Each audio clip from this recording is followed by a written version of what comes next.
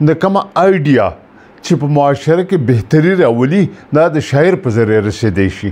د په دې وجه په معاشره کې د شاعر کردار داسې دی چې د هغې نه هېڅوک په سترګې نشي پټولی. کوم ملکونه چې ترقي کړله د هغو خیالاتو هم پوهانو او شاعرانو ورکړي او خلکو ته شاعرانو په هغه ژبه کې رسولي. د قرآن مجید آیات داسې دی چې فی کل وادي یهیمون، ولیکن سب په خپله پکې دا هم راوستي دي الا الذین آمنوا وعملوا الصالحات. چې کوم یو شاعر ایمان راوړی او صالحات کې ښه نیک کارونه کوي، نو په دغه کې دغه هم دی چې د معاشرې اصلاح کوي او په معاشره کې د ښه کارونو اشاعت کوي. د رسول کریم صلی الله علیه وسلم د زمانې نه کم مسلمانانو شاعران چې د کافرو د هجو مقابله به کوله، د سام وغیره نورو د دغو ډیر زیات اوچت مقام و.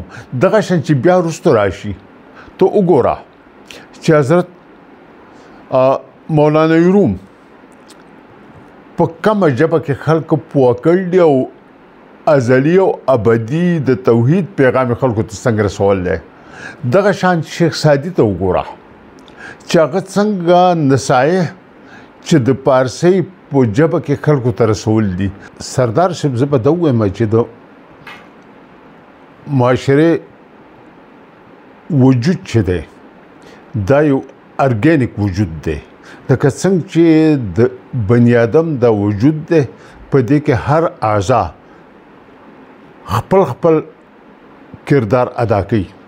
په هغې کې دماغ د ټول نه اهم کردار ادا کوي چې هغه سوچ دی او د ټول بدن نور اعضا د هغې تابع. دغه شان په معاشره کې د شاعر کردار چې دی داسې دی لکه په انسان کې چې د دماغو کردار دی. ځکه چې انسان الله تعالی اشرف المخلوقات پیدا کړلی او بني آدم خلیفۃ الله علی الارض دی. نو په دې کې دا تقاضي دی د خلیفه چې هغې کې به ټول هغه خصوصیات او هغه خوبۍ وي چې هغه د معاشرې د بقا او بهترۍ دپاره لازمي. په دې وجه د شاعر په معاشره کې کردار چې دی داسې دی لکه په وجود کې چې د دماغو کردار دی. ځکه چې دغه آیډیا دغه ښه سپېڅلي خیالات او نورو خلقو ته رسولو کار د شاعر دی.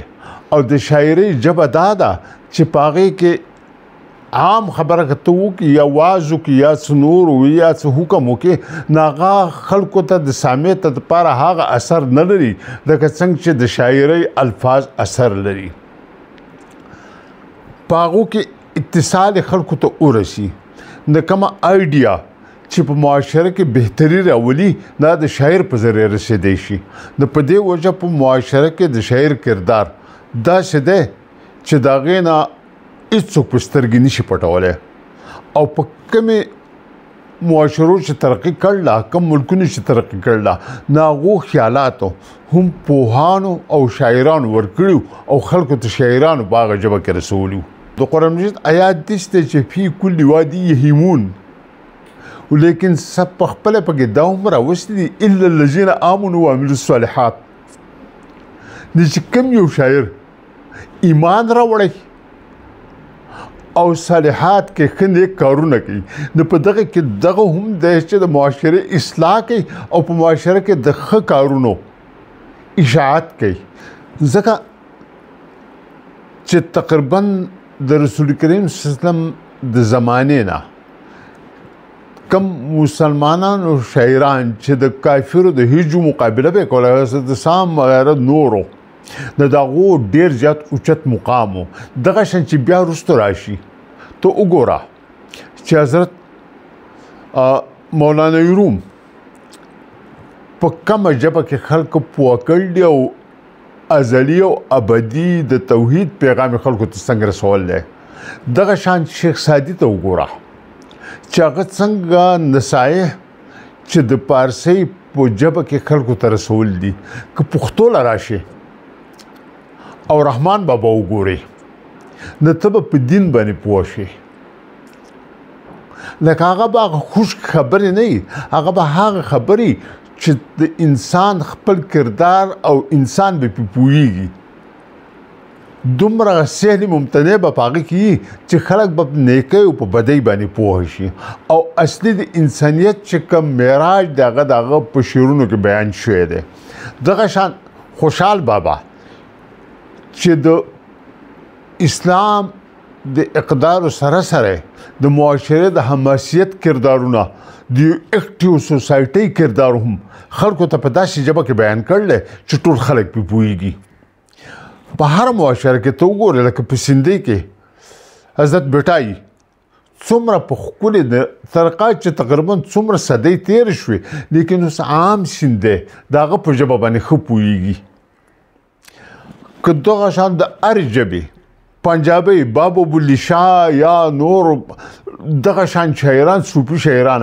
چې هغو څه ورکړي د معاشرې کم موجوده ارتقا چې دغه شاعرانو د تخیل باندې د عمل کولو په وجه ده هر معاشره کې د شاعر دغه چې د مقام دغه داسې دی لکه بالکل په بدن کې چې د دماغ مقام دی که فرض کا دماغ مفلوج شو نو ټول بدن بیکاره شو نو دغه شان کې شاعر نان اکټیو شو نو ټول معاشره کې به جمود راشي او معاشره په ځای باندې ودرېږي